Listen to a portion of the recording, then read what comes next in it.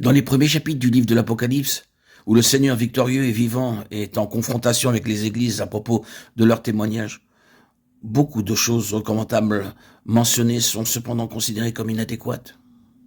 À certains égards, il n'y avait dans ces manquements aucun abandon de la vérité en tant qu'exposé de doctrine. Il n'y avait aucun éloignement de la confession de foi. Il y avait toujours une prise de position avec ténacité quant aux faits concernant le Seigneur Jésus. Oui, et beaucoup d'autres choses tout à fait recommandables et reconnues comme telles par le Seigneur. Et cependant, nous avons ce mot venant de ses lèvres, « mais », qui exprime son insatisfaction, et cela malgré leur prise de position à l'égard de faits. Mais, tu as là, mais, vous voyez le Seigneur lui-même quand il prend en considération l'objet même pour lequel son Église existe, ne peut jamais être satisfait par l'exposé de doctrine, le plus orthodoxe et le mieux fondé qui soit. Ce qu'il recherche, c'est l'effet produit dans l'univers spirituel, la puissance de cette chose en tant que manifestation dans ce royaume. C'est cela le témoignage de Jésus. Ainsi, nous devons parvenir à voir ce qu'est ce témoignage de Jésus dans sa nature, c'est-à-dire son effet. Quelle est la nature du témoignage? Quel est le témoignage de Jésus? Eh bien, dans un sens large, c'est que Jésus a vaincu Satan, qu'il a triomphé du monde, et qu'il a détruit la puissance de la mort. C'est cela le témoignage de Jésus dans un sens large. Quant au Seigneur lui-même, cela est un fait. En ce qui le concerne, le prince de ce monde a été jeté dehors.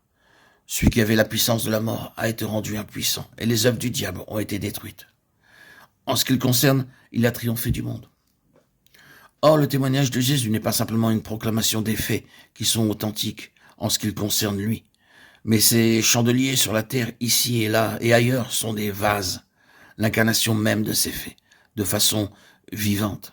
C'est la raison pour laquelle le chandelier ne devait jamais s'éteindre dans le sanctuaire, mais devait être mouché soir et matin afin que sa flamme soit maintenue claire et triomphante.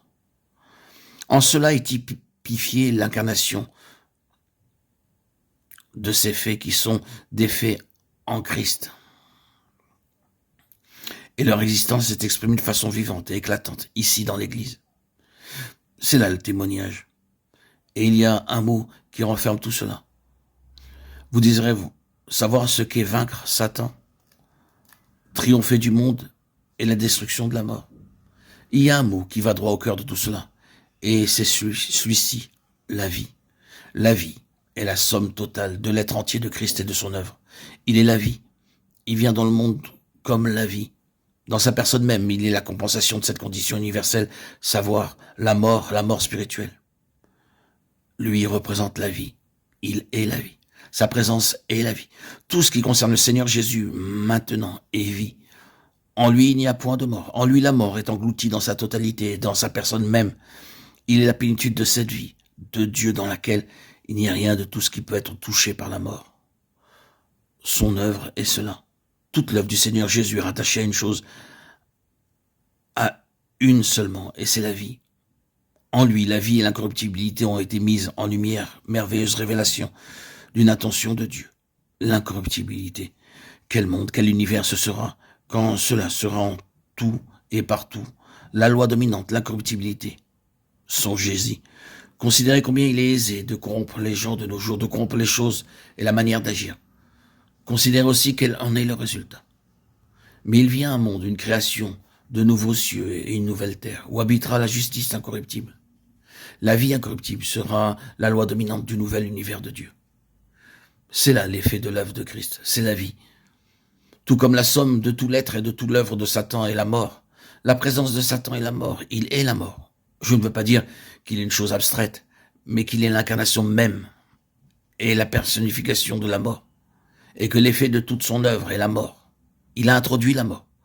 Tout ce que Satan touche meurt. Il porte avec lui le souffle même de la mort.